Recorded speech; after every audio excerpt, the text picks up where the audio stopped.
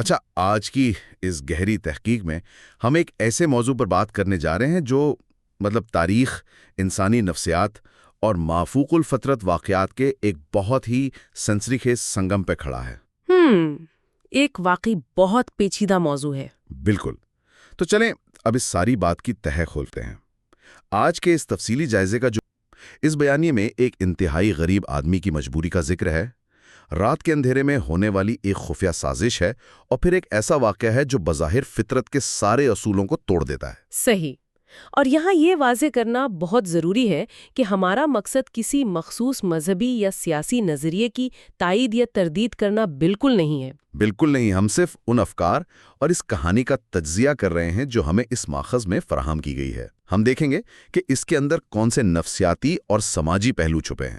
یہاں جو بات سب سے زیادہ حیران کن ہے وہ یہ ہے کہ جب ہم اس کہانی کو پہلی بار سنتے ہیں نا، تو یہ بظاہر صرف ایک معجزے کی روایتی داستان لگتی ہے۔ لیکن اگر اس کی تہوں میں جایا جائے تو یہ اس وقت کے مکہ کے انتہائی پیچیدہ سماجی اور سیاسی حالات کی ایک بھرپور عکاسی کرتی ہے۔ مطلب یہ محض طلسم کی بات نہیں رہتی، ایسا ہی ہے، بلکہ یہ اس بات کا ثبوت بن جاتی ہے کہ کس طرح ایک بڑی نظریاتی جنگ کے اندر معاشرے کے سب سے غریب اور پسے ہوئے طبقے کو ایک مہرے کے طور پر استعمال کیا جاتا تھا۔ اچھا، کہانی شروع کچھ اس طرح ہوتی ہے کہ مکہ کی گلیاں ہیں اور وہاں نبی کریم کا سامنا ان کے 4 بڑے مخالفین سے ہوتا ہے، جن میں ابو جہل، ابو لہب، عتبہ اور شیبہ شامل تھے۔ بالکل۔ ماخذ بتاتا ہے کہ انہیں دعوت حق دی جاتی ہے، مگر ابو جہل بہت سختی اور تکبر سے انکار کر دیتا ہے، اور اس کے فوراً بعد منظر بدلتا ہے۔ ایک نیا کردار داخل ہوتا ہے۔ جی، ایک انتہائی کمزور اور غریب شخص جس کے گھر میں مسلسل فاقے ہیں، بچوں کے لیے کھانا نہیں ہے، اور وہ بیچارہ مایوسی میں کام کی تلاش میں مارا مارا پھر رہا ہے۔ اور یہیں پر ابو جہل اس کی مجبوری کا فائدہ اٹھاتا ہے۔ جی ہاں، وہ اسے روزانہ 10 درہم کی اجرت پر ایک بہت ہی عجیب کام پر رکھ لیتا ہے۔ 10 درہم اس دور میں ایک بہت بڑی رقم تھی۔ تو اگر ہم اسے بڑی تصویر کے ساتھ جوڑ کر دیکھیں تو یہ بائیکاٹ اور پروپیگنڈا کی ایک کلاسک مثال ہے۔ اور کام بھی کیا تھا؟ کام یہ تھا کہ اس مزدور کو نبی کریم کے گھر کے باہر والی گلی میں بیٹھنا تھا۔ جب کوئی امیر گزرے تو ہاتھ جوڑ کر منت کرنی تھی کہ وہ دوسرا راستہ لے، اور اگر کوئی غریب گزرے تو اسے سخت دھمکیاں دے کر وہاں سے بھگا دینا تھا۔ یہ کوئی عام مزدوری نہیں تھی، یہ ایک نظریاتی جنگ کا محاذ تھا۔ مطلب طاقتور طبقہ خود سامنے آ کر تصادم نہیں کر رہا، بلکہ ایک غریب کی روٹی کی مجبوری کو اپنے مقاصد کے لیے استعمال کر رہا ہے۔ بالکل، وہ شخص کسی نظریے کی مخالفت تھوڑی کر رہا تھا، وہ تو بس اپنے بچوں کی بھوک مٹانے کے لیے روٹی کما رہا تھا۔ اور اسی روٹی اور ضمیر کی کشمکش میں کہانی ایک بہت بڑا موڑ لیتی ہے۔ ایک دن وہ مزدور سخت بیمار پڑ جاتا ہے۔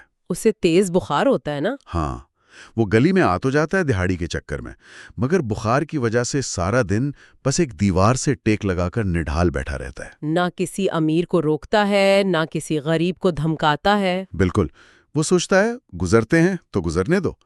لیکن حیران کن بات شام کو ہوتی ہے۔ جب 10 درہم لینے کا وقت آتا ہے تو وہ انکار کر دیتا ہے۔ وہ اپنی بیوی کو بتاتا ہے کہ آج اس نے کام ایمانداری سے نہیں کیا تو اس کا ضمیر بغیر محنت کے پیسے لینا گوارا نہیں کرتا۔ میں سمجھتی ہوں کہ یہ لمحہ دراصل کوئی معمولی بات نہیں ہے، یہ اس کے اندر ہونے والی ایک بہت بڑی نفسیاتی تبدیلی کا اشارہ ہے۔ مطلب اس کا ضمیر جاگ رہا تھا۔ بالکل، جب انسان کا ضمیر چھوٹی چیزوں میں بیدار ہوتا ہے، جیسے اجرت سے انکار کرنا، تو اس کی سوچ کا دائرہ وسیع ہونے لگتا ہے۔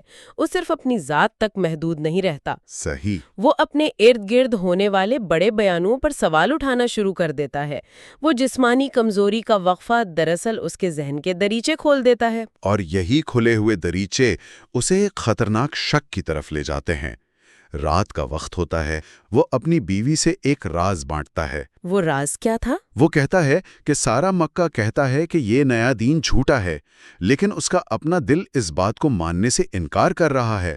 اس کے اندر ایک عجیب سی بے چینی ہے۔ اور اس کی بیوی تو ابو جہل کے بیانیے کی حامی تھی۔ ہاں، وہ فوراً دھمکی دیتی ہے کہ صبح ابو جہل سے شکایت لگا دے گی، لیکن اس دھمکی کا اس پر کوئی اثر نہیں ہوتا، اور یہاں سے معاملہ واقعی انتہائی دلچسپ ہو جاتا ہے۔ جی، رات کا 1 بج چکا ہے، گھوپ اندھیرا ہے، وہ شخص گھر سے 6 کھجور کی سوکھی گٹلیاں نکال کر جیب میں ڈالتا ہے اور سیدھا نبی کریم کے دروازے پر دستک دے دیتا ہے۔ ذرا اس منظر کی شدت پر غور کریں۔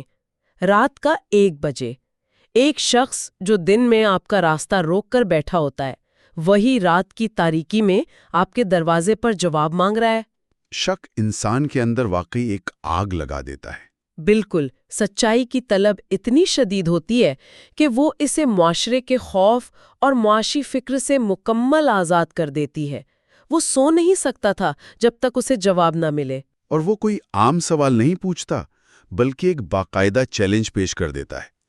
وہ نبی کریم کو ایک کھلے کھیت میں لے جاتا ہے، 6 گڑھے کھودتا ہے اور وہ گٹلیاں دبا دیتا ہے۔ اور اس کا مطالبہ سن کر واقعی عقل دنگ رہ جاتی ہے۔ وہ کہتا ہے کہ جو کھجور کا درخت 13 سال میں جوان ہوتا ہے، وہ راتوں رات بڑا ہو، اس میں شاخیں نکلیں، پتے آئیں، کھجوریں لگیں اور وہ پک بھی جائیں، تاکہ وہ صبح انہیں کھا کر تسلی کر سکے۔ بالکل چند گھنٹوں کے اندر۔ یہ کوئی معمولی چیلنج نہیں تھا، یہ باٹنی یا نباتات کے مسلمہ اصولوں کو چند گھنٹوں میں سکیڑ دینے کا مطالبہ تھا۔ مطلب وہ فزیکل پروف مانگ رہا تھا۔ جی، یہ ظاہر کرتا ہے کہ شکی ذہن دلاسوں پر یقین نہیں کرتا، اسے اپنی آنکھوں کے سامنے ایک ایسی طبعی تبدیلی چاہیے ہوتی ہے جسے وہ چھو سکے۔ اچھا، کہانی کا تجسس یہاں ختم نہیں ہوتا، وہ شرط تو قبول کر لی جاتی ہے۔ اب وہ شخص خوشی خوشی بھاگ کر ابو جہل کے پاس جاتا ہے، اسے رات کے پچھلے پہر جگاتا ہے۔ ہاں، اور کہتا ہے کہ میں نے اسلام کے خاتمے کا پکا بندوبست کر دیا ہے۔ لیکن ابو جہل خوش ہونے کے بجائے سر پکڑ لیتا ہے۔ وہ جو ماخذ میں پنجابی کا محاورہ استعمال ہوا ہے، مار دیا کام۔ بالکل، وہ کہتا ہے ہم تو مارے گئے۔ اسے اپنا ایک پرانا واقعہ یاد آ جاتا ہے، جب وہ مٹھی میں کنکریاں لے کر گیا تھا اور پتھروں نے کلمہ پڑھنا شروع کر دیا تھا۔ یہ ایک اہم سوال کھڑا کرتا ہے۔ ابو جہل کا یہ خوف ثابت کرتا ہے کہ وہ سامنے موجود ہستی کی روحانی طاقت سے ناواقف نہیں تھا۔ اسے معلوم تھا کہ وہاں مادی دنیا کے عام قوانین لاگو نہیں ہوتے۔ جی، لیکن ہار ماننے کے بجائے وہ ایک اور سازش تیار کرتے ہیں۔ یہ متکبرانہ رد عمل ہے کہ لامحدود طاقت کے سامنے وہ چھوٹی سی چالاکی استعمال کرنے کی کوشش کرتے ہیں۔ اور وہ چالاکی یہ تھی کہ وہ دونوں دبے پاؤں واپس کھیت میں جاتے ہیں اور مٹی ہٹا کر وہ 6 کی 6 گٹلیاں نکال لاتے ہیں۔ مطلب بیج ہی غائب کر دیے؟ جی، وہ مزدور ساری رات گٹھلیوں کو مٹھی میں دبا کر سینے سے لگائے رکھتا ہے، بار بار گنتا ہے۔ ان کا پلان تھا کہ صبح وہاں کچھ نہیں ہوگا اور وہ پورے مکہ میں پروپیگنڈا کریں گے۔ لیکن ماخذ میں اس زمینی سازش کے ساتھ ایک آسمانی منظر بھی دکھایا گیا ہے۔ فرشتہ جبرائیل والا واقعہ؟ بالکل، جبریل خدا سے عرض کرتے ہیں کہ زمین پر تو فراڈ ہو رہا ہے، گٹلیاں نکال لی گئی ہیں۔ تو جو خدائی فرمان آتا ہے وہ الہیات کے حوالے سے بہت دلچسپ ہے۔ وہ کیا تھا؟ خدا کا جواب آتا ہے کہ جو ذات بغیر ماں باپ کے حضرت آدم کو پیدا کر سکتی ہے، وہ اپنے محبوب کے لیے بغیر گٹلیوں کے بھی کھجوریں اگا سکتی ہے۔ یہاں ایک واضح ٹکراؤ ہے۔ ایک طرف انسانی چالاکی جو سمجھتی ہے مادی اسباب ہٹا دیے تو نتیجہ رک جائے گا، دوسری طرف لامحدود کائناتی طاقت جو طبیعت کے قوانین کی محتاج نہیں ہے۔ اور پھر وہ صبح طلوع ہوتی ہے جس کا سب کا انتظار تھا۔ طے شدہ وقت پر ابو جہل، وہ مزدور اور نبی کریم وہاں پہنچتے ہیں۔ اس شخص کے دل میں تو بڑا اطمینان ہوتا ہے نا کہ گٹلیاں تو میری بند مٹھی میں ہیں۔ ہاں، وہ راستے میں کئی بار گن چکا ہوتا ہے، لیکن جیسے ہی وہ مڑتا ہے اس کے پاؤں تلے سے زمین نکل جاتی ہے۔ سامنے 6 قداور سرسبز کھجور کے درخت کھڑے ہوتے ہیں۔ اور اس کا رد عمل کیسا ہوتا ہے؟ وہ گھبرا کر پیچھے ہٹتا ہے، کہتا ہے کہ کسان اپنی پگڈنڈی پر اتنے بڑے درخت نہیں بھول سکتا، یہ کل رات یہاں قطعی طور پر موجود نہیں تھے۔ وہ صدمے کے پہاڑ تلے دب جاتا ہے۔ یہ وہ فیصلہ کن لمحہ تھا جہاں اس کا اپنا کمایا ہوا مادی تجربہ زمین بوس ہو جاتا ہے۔ مٹھی میں موجود گٹلیاں چیخ رہی ہیں کہ درخت نہیں ہونے چاہیے، اور آنکھیں دکھا رہی ہیں کہ درخت موجود ہے۔ یہ ذہن کے مفلوج ہو جانے کا مقام ہے۔ بالکل، جب برسوں کی سیکھی ہوئی منطق اور آنکھوں دیکھا مشاہدہ آپس میں ٹکرا جائیں۔ وہ اتنا خوفزدہ ہوتا ہے کہ وہیں گر کر کلمہ پڑھنے کی کوشش کرتا ہے، لیکن نبی کریم اسے فوراً روک دیتے ہیں۔ وہ فرماتے ہیں کہ پہلے اپنا وعدہ پورا کر، خود درخت پر چڑھ اور کھجوریں کھا کر تسلی کر۔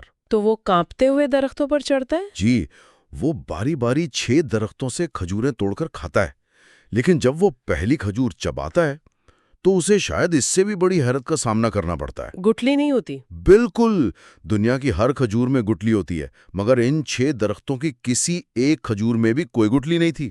وہ اندر سے بالکل خالی تھیں۔ حیران کن۔ وہ ہکلاتے ہوئے بتاتا ہے کہ یہ تو گٹلیوں کے بغیر ہی پیدا ہو گئی ہیں۔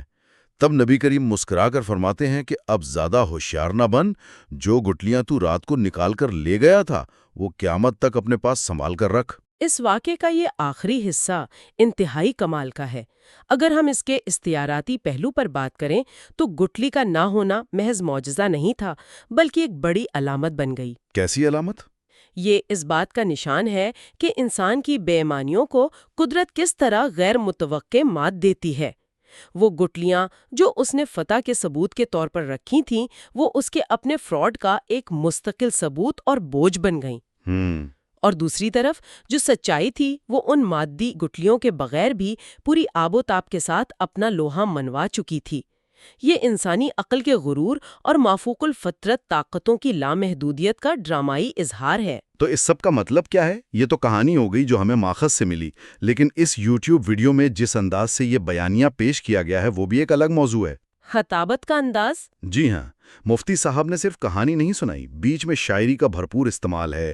نعتیہ اشعار پڑھے جاتے ہیں جیسے تیری ہر ادا پہ ہے جان فدا۔ اور وہ حاضرین سے نعرے بھی تو لگواتے ہیں۔ بالکل، نعرہ تکبیر، نعرہ رسالت، نعرہ حیدری کی گونج سنائی دیتی ہے۔